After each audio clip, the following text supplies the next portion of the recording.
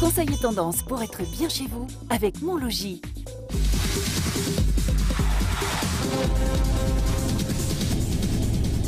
Bienvenue dans cette spéciale Habitat sur Canal 32. Vous l'attendez chaque année. On s'intéresse, et c'est bien normal, sur un sujet qui nous touche absolument tous, l'habitat, notre intérieur. Damien, il nous intéresse parce que, eh bien, on y vit. Alors, on voudrait savoir quelles sont les tendances du moment, et c'est ce qu'on va voir avec nos invités. Voilà, une émission en 3 parties, comme d'habitude dans cette spéciale Habitat. Une première partie avec nos 2 invités, les tendances de la décoration intérieure de la maison. Une deuxième partie sur le match des revêtements. Faut-il mettre du carrelage ou du parquet? On posera la question à 2 autres invités. Et puis la troisième partie sur l'arrivée de la domotique, des nouvelles technologies qui débarquent chez vous. Mathieu, pourquoi pas? Ou chez vous. Voilà, dans nos maisons. Effectivement, on s'intéresse d'abord aux tendances de la décoration intérieure. Qu'est devenu le taupe, le gris? Est-ce que les couleurs sont toujours les mêmes? Avec nous, 2 invités. Tout d'abord, Jean-Michel Cochet, bonjour. Bonjour. Vous êtes le gérant du magasin Mobili, donc spécialisé dans la déco intérieure, dans les meubles. Et puis, à côté de vous, Paul Jourdain, bonjour. Bonjour. Un habitué de cette émission, Paul, puisque vous êtes décorateur d'intérieur. Alors, ça tombe plutôt bien. Architecte d'intérieur, effectivement, vous construisez, vous mettez en image, en scène les intérieurs de ceux qui vous le demandent, tout simplement. Première question pour vous, Jean-Michel Cochet, la déco intérieure, est-ce qu'elle a toujours, comme ces dernières années, le vent en poupe? Est-ce qu'on s'y intéresse toujours autant? Tout à fait, il y a l'aspect cocooning d'une part, il y a l'aspect de tout ce qu'on voit à la télé, dans les revues d'habitat, et donc les gens s'intéressent vraiment beaucoup à leur habitat, à leur intérieur. L'idée, c'est d'être à la mode ou de se sentir bien? C'est de se sentir bien en premier lieu, mais c'est aussi la créativité des fabricants qui font qu'on se sent bien, et en plus on est à la mode puisque ce sont des produits qu'on voit un petit peu partout. Paul Jourdain, vous ressentez cette même tendance de cocooning là, justement? Oui, tout à fait. L'espace cocooning se retrouve dans différents lieux dans la maison.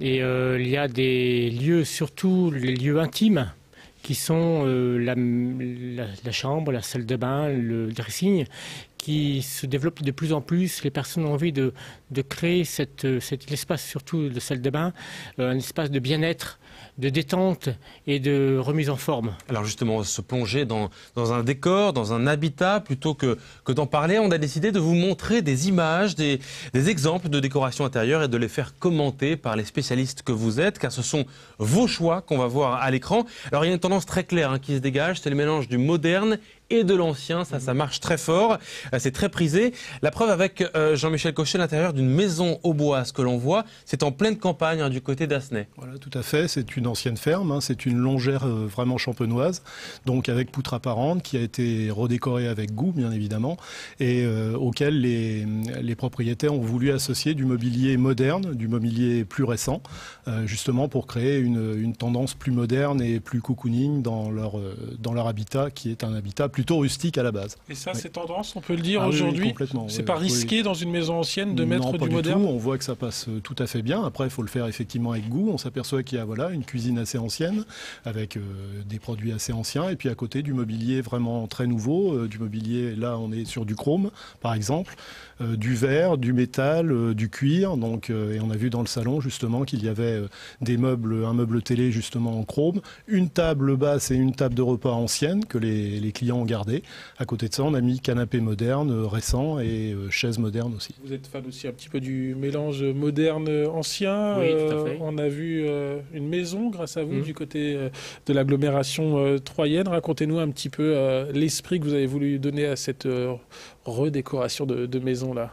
Donc c'est une maison qui était assez...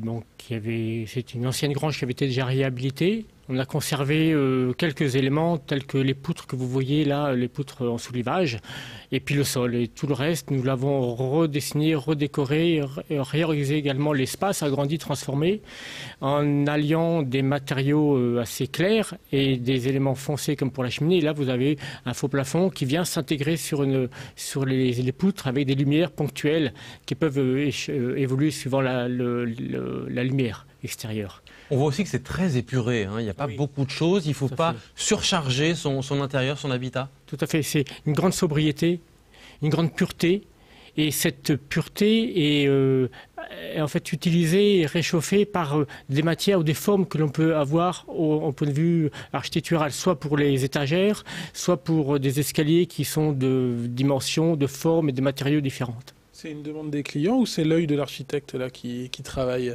Ce sont les deux. Parce que moi, je fais des réalisations, des conceptions, mais grâce aux clients.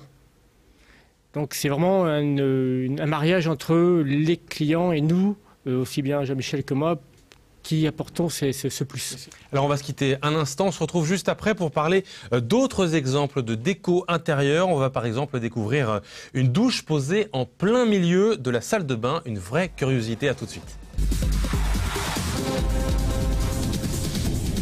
De retour dans cette spéciale habitat, la première partie consacrée à la déco et la tendance de décoration intérieure. On a pu, grâce à vous, grâce à nos deux invités, découvrir des logements assez stylés. On va en redécouvrir d'autres dans cette deuxième partie, notamment Jean-Michel Cochet.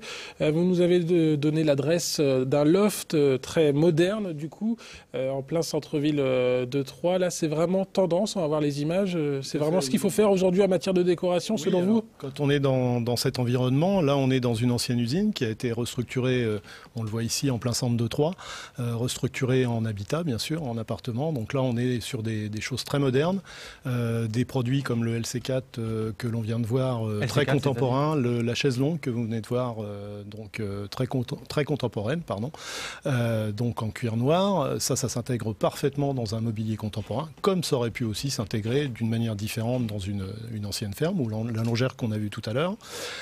Là, c'est donc meublé avec goût. Le client est un amateur et un amoureux du design. Donc, on voit des pièces vraiment c'est vraiment un véritable showroom quelque part pour nous, là.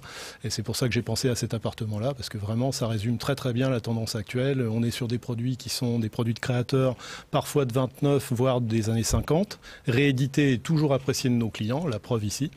Et c'est vraiment une recherche dans vraiment la plus petite pièce que l'on peut voir, la lampe, dans l'escalier, par exemple un miroir ou un objet décoratif qui permet choquer, vraiment, entre guillemets, c'est ça? Absolument, tout à fait. Le but quelque part, c'est de se faire plaisir. C'est ce que font nos clients. Ils se font plaisir. On accessoirise aussi beaucoup, j'ai l'impression, avec des touches de couleur comme ça dans un cube un peu blanc, comme ça. On va mettre des éléments de déco personnalisés. Des éléments de déco qu'on peut aussi déplacer. Là, on voit un Batman, par exemple. Ça peut surprendre, mais en tout cas, ça a une vraie présence. Et il y a des rappels avec un tableau et des photos, etc. Donc voilà, par exemple, un pouf qui est complètement décalé sur un tapis type peau de bête, mais orange, avec le petit nain de jardin qui est un nain cartel, bien évidemment. Donc c'est un petit appartement qui n'a pas une grosse surface, mais avec vraiment des produits qu'on est amené à découvrir et à redécouvrir en fonction de l'envie du propriétaire de les déplacer, de les positionner à son gré, et encore une fois, pour le plaisir des visiteurs et pour son plus grand plaisir, bien sûr. Alors on va quitter le salon, si vous le voulez bien, pour rentrer dans d'autres pièces, car en matière de design, eh bien, tout ne se joue plus uniquement dans la pièce principale. Paul Jourdain, par exemple, on va voir une douche au milieu de la salle de bain. Ça, c'est possible, c'est nouveau, c'est un nouveau concept. Mais écoutez, c'est possible dans certains lieux. Il faut bien sûr que la pièce soit suffisamment grande et que nous puissions également passer tout ce qui est évacuation et alimentation d'eau dans le sol ou dans la pièce en dessous. Donc c'est mieux pour du neuf éventuellement? Non, mais là, vous êtes dans une maison des années 50, au premier étage. On n'a absolument pas touché le niveau inférieur pour effectuer cette évacuation. Là, vous avez l'intérêt, c'était de se dire, il y a deux personnes qui veulent avoir chacune un lavabo, un espace pour se laver. Donc, on met cet espace au centre, cette douche au centre, transparente, avec des miroirs également. Comme ça, elle ne vient pas occulter la lumière qui vient de la fenêtre.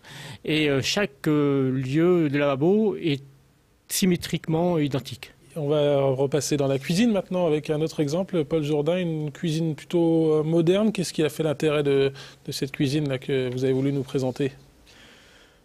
C'est en fait ce qui a été très intéressant, mais on n'a pas pu l'apprendre, mais c'est le contraste entre l'avant et l'après. Auparavant, nous avions une cuisine en bois, avec des structures bois, avec des colombages en bois, et là, on arrive sur une cuisine extrêmement épurée, très claire, très lumineuse et avec un espace repas au centre qui fait la liaison entre le mur et la plaque de cuisson. D'accord, c'est le style épuré vraiment qui est la tendance 2014, vous le sentez aujourd'hui? Oui, assez quand même. On ne surcharge pas les pièces. Non. Il y a également l'utilisation, là vous êtes sur de la laque, finition laque pour les portes et de la résine sur les plans de travail, mais il y a également, on utilise aussi tout de même un retour sur le bois, l'aspect bois, également, mais un aspect bois moderne. Donc légèrement blanchi ou avec une structure. Alors on a vu tous ces intérieurs, tous ces objets, on peut se poser la question du coût. Est-ce que ces décos, c'est réservé aux magazines, à ceux qui peuvent acheter des meubles design chers, ou Jean-Michel Cochet, c'est aussi, il y a aussi des objets, des trouvailles à prix modéré, accessible, si je puis dire? Oui, tout à fait. On a par exemple des petites lampes tout à fait déco qui démarrent à 59 €, pour vous donner un ordre de prix.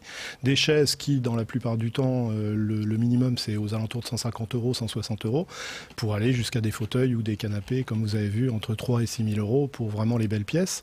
Mais on a des couples de jeunes qui viennent soit d'acheter un appartement, soit de louer un appartement et qui commencent par des petites pièces pour plus tard justement évoluer. Donc ça ne pose aucun problème. Globalement, vous dites quand même que la décoration intérieure, ça coûte cher si on veut avoir une belle décoration intérieure? Non, ça ne coûte pas spécialement cher. Ce qu'il faut, c'est avant tout avoir un budget. Si vous voulez, pour nous, le client vient nous voir avec un budget. Je leur demande absolument d'avoir un budget au départ. Et on fait ce qu'il faut pour le budget. Merci messieurs en tout cas d'avoir participé à cette première partie d'émission consacrée à la décoration intérieure. Dans un instant, on va se retrouver pour une autre thématique, le match, on appelait ça le match des revêtements, parquet contre carrelage. Quels sont les avantages de ces deux solutions, les inconvénients peut-être aussi? On découvre ça dans quelques instants avec nos invités.